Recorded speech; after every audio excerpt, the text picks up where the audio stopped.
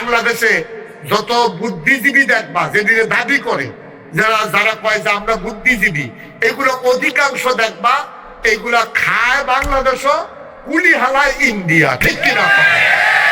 এই কথা কইতে লইলে বাংলাদেশের বিরুদ্ধে কথা কয়। আমি মনে করতাম আগে যে এটি বুধ হুদা ইসলামের বিরুদ্ধে কয়।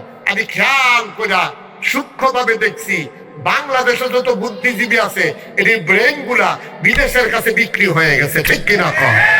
আর এটি আপনারা তো সব খেয়াল করেন না, আমার তো খেয়াল টেয়াল করার লাগে, যেহেতু বিভিন্ন জায়গায় যাওয়ার লাগে, বিভিন্ন অঞ্চলে চলার লাগে, এই খেয়াল না করলে অসুবিধা আছে।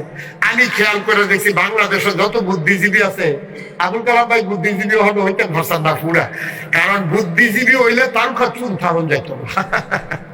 বাংলাদেশে যত বুদ্ধিজীবী দেখবা তার চলা একটা চুলও নাই। আমার অনেক টেনশন লাগতো ফইলা ফইলা যে আচ্ছা বুদ্ধির লোকে চুলের তো শত্রুতা কিনি, যে বুদ্ধি থাকলে চুল থাকুন যেত, এটা কারণ নাকি তা? আমি অনেক বই পুস্তক পড়ছি, কোনখানে না পাইয়া শেষ পর্যন্ত নিজে নিজে গবেষণা করে দেখলাম যে আসলে বুদ্ধির লোকে চুলের কোনো শত্রুতা নাই, ওই বুদ্ধি গুতাইয়া এই অসুখের চুল বেড়াই আলগা করে লাগছে। তা এই হলো বাংলাদেশের বুদ্ধিজীবী। নাউজুবিল্লাহ কইতেন না? এই কথা কয় দেশের বিরুদ্ধে, কথা কয় আপামর জনতার বিরুদ্ধে, কথা কয় শতকরা ৯২ জন লোক মুসলমান যেই দেশে, এই মুসলমানদের সেন্টিমেন্টের বিরুদ্ধে। ঠিক কিনা বলো? এই কথা কইলে দেখবেন আলেম ওলামার বিরুদ্ধে কথা কয়, কথা কইলে বুরকার বিরুদ্ধে, পর্দার বিরুদ্ধে কথা কয়, কথা বলতে গেলেই কোরআনের শিক্ষার বিরুদ্ধে কথা বলে। তারা বাংলাদেশে ওই বুদ্ধিজীবী নামের যারা কলঙ্ক, তারাই বাংলাদেশে সমকবিতা আবিষ্কার করতে চেয়েছে। আপনারা বুঝেন নাই, পুরুষে পুরুষে বিবাহ, নারীতে নারীতে বিবাহ, এই বাংলাদেশে যেটা ন্যাক্কারজনক কবিরা গোনা, এইটা বাংলাদেশে বুদ্ধিজীবী নামের যারা কলঙ্ক, তারা আমাদের দেশে আমদানি করতে চেয়েছে। ঠিক কিনা বলো? এরকম কথা কনের জায়গা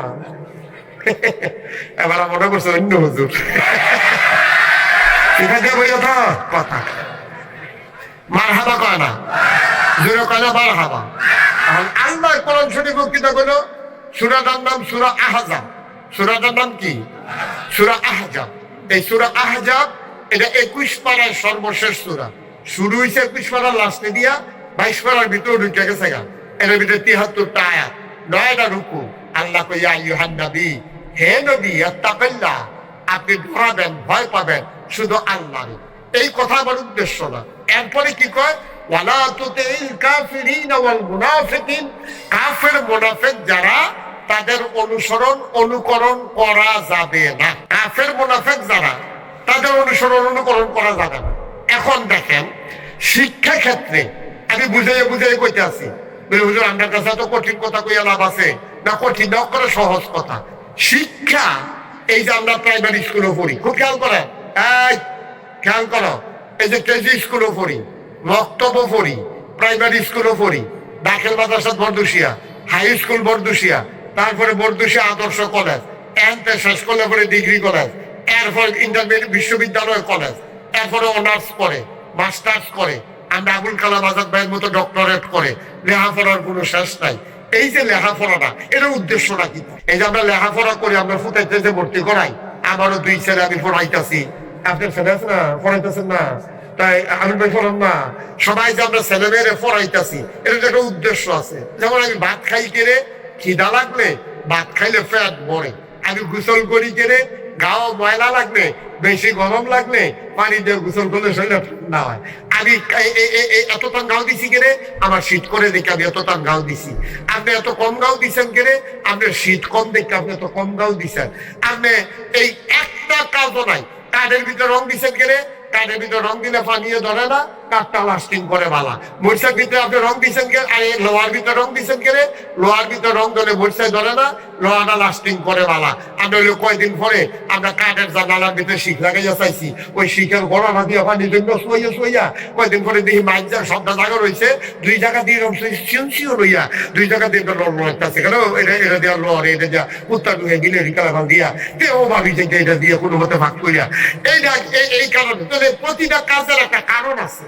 লোহা কেড়ে আপনি এই রং দিচ্ছেন, কাঠও কেড়ে রং দিছেন, আপনি কেড়ে চুল কাটছেন, আপনি কেড়ে নখ কাটছেন, আপনি কেড়ে গোসল করছেন, আপনি খাইছেন কেড়ে, আপনি পানি খাইছেন কেড়ে, এই সবগুলোর একটা না একটা কারণ আছে। কারণ ছাড়া আমরা একটা কামও করি না, ঠিক কিনা কম? তাহলে আমরা যত দেখা পয়সা খরচ করিয়া তারে সকালবেলা ঘুমের তুললা, তারে কেজি স্কুলে পাঠান, তারে সুন্দর করে সাজান, তারপরে টাই কিনা দিচ্ছেন, তারে হাফ প্যান্ট কিনা দিচ্ছেন, তে কি সুন্দর করে সাজে, তারপরে তার কিফিতে ভিতরে বই দিয়া তার লোকে তার মায়ও সাজে, স্কুলে যাই করতে স্কুলে যাবে আমরা আমার তার মায়ের সকাল থেকে সাজা শুরু করছে, মনে হচ্ছে না এমনি স্কুলে ভর্তি হয়েছে। আর এই যে বেশি শান্ত করে তার নাম্বার বেশি, একটা প্রতিযোগিতা চলতে আছে। স্কুলে যাই বলতে এমনির হুশ নাই, ঠিক কিনা খাও?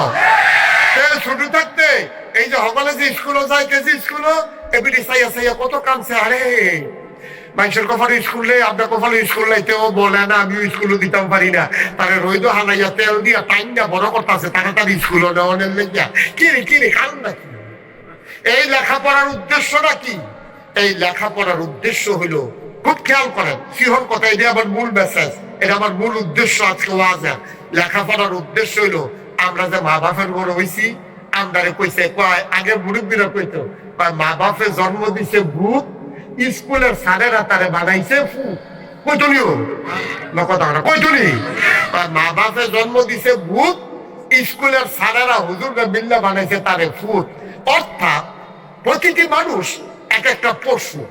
গরু যেমন একটা পশু, মানুষ যেমন একটা প্রাণী, গরু যেমন একটা প্রাণী, ছাগল যেমন একটা প্রাণী, পিঁপড়া যেমন একটা প্রাণী, ঠিক মানুষও একটা প্রাণী। মানুষ হইলো কেমনে? মানুষ হইলো, মানুষের ভিতরে কিছু দুইটা গুণ আছে, দুই ধরনের গুণ আছে, একটা সদ্গুণ আর একটা কয় বদগুণ। এই যে আমরা ফিরসাবরা কই কুড়িপু আর সুরিপু, এই কুড়িপু গুলারে ধ্বংস কইরা সুরিপু গুলারে জীবিত কইরা যখন একটা মানুষের মাধ্যমে বিকাশ ঘটে, সুরিপু গুলো সাহসিকতা, সত্যবাদিতা, পরশ্রীকাতরতা থেকে মুক্ত হওয়া, পরনিন্দা না করা, গীবত চুগলখড়ি না করা, তখন মানুষ তারে কি কয়? মানছে এবারে সত্যি এবার একটা ভালো মানুষ রে, এবার কোনো মানুষের সাথে ফাঁসে নাই, কেনাই কিতা কইলে এবার এটা শুনেও না, একটা গীবত চুগলখড়ি নাই, চায়ের আড্ডাত নাই, জীবনে মিছা কথা কইতে দেখছি না রে, কইটা ছুরি লইতে পারে, এরপরেও মিছা কথা কয় না, কাম লাগলে ফ্যাট মাটিত লাগে যাতা হেরে, এরপরে বেড়ায় ভিক্ষা করে না, এবার সিটারি ভাত ফাটি পাইছি না রে, এবার যেইটা কথা কয় কাম লাগলে আগের দিনে ভাবসাইয়া যায়, শুক্রবারে টেহা দেওয়ার কথা, শুক্রবারে টেহা দিত না পারলে বিশুদ্ধবারে আইয়া কইয়া যায়, ভাই শুক্রবার আপনি টেহা দেওয়ার কথা, আমি তো টেহারা জোগাড় করতে পারছি না, ভাইটা ভাড়া কিছু মনে করেন না, হ্যাঁ দিয়ালা এই 2-3 দিনের ভিতরে আমার ইনশাল্লাহ দিয়ালা, আপনি টেনশন করেন না। এইরকম যখন মানুষটা হয় তখন তারে মানুষ কয়। আর এইরকম না হইয়া যখন পশুর আচরণ করে, তার ফুতে স্কুলে ভর্তি হয়েছে, তে খেতের তাই আছে না, তার স্যাত উঠতে রয়েছে গরুর বিলে সুইটা গেছি গা, গরুর লোকে না পাইরা তার স্যাত বাইরা রয়েছে, গাম দেওয়া রয়েছে শুনটা, এর ভিতরে বউয়ে আইসে পরে, বউয়ে কিতা জানি কইছে, তোমার ফুতেরে তুমি কামড়ালে ফাত্র নিয়ে হঠাৎ কিতা করো, এখানে জ্বালাইয়া মানে সারকার করে লাইতাছে, তার গিয়ে দৌড় দিয়া ভাইয়া ফাঁসুনটা দিয়ে এমন ফিডার ভিডা, তার মায়াই আপনি তুই একটা গরু হইছ। কয়নিও আমার কথা না, কয়নি ফুতেরে কয় তুই নাতি ডানে ফিটলি, ফুতরে তুই আমার ঘরে একটা গরু হইছ, তুই কিন্তু তাহলে গরু মনে করছ, তুই এমনি একটা ফিটলি, তাহলে গরু গুলো গেলে গরুর মতো আচরণ করছে। সারে তে যখন স্কুলে গেছে, তে পড়া পারে না, সারে কোথায় একটা গাদা হইছ, তার কি কান্দি বড় হয়েছি না, গাদার কান বড় বড় থাকে, তো তার কান যেদিন বড় হয়েছে এই দিন সারে সারে গাদা হয়েছে। বিষয়টা কি এরকম? পড়া পারে না দেখে তারে সারে গাদা কয়, তো গরুর মতো আচরণ করছে দেখে তারে গরু কয়।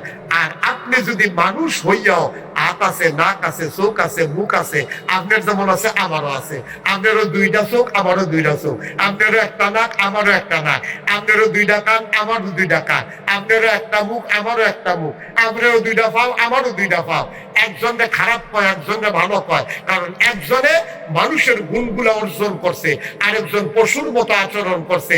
এই 2টা পার্থক্য যেন সৃষ্টি করা যায়, এই জন্য আপনি আপনার বাচ্চারা লেখাপড়া করান, ঠিক কিনা?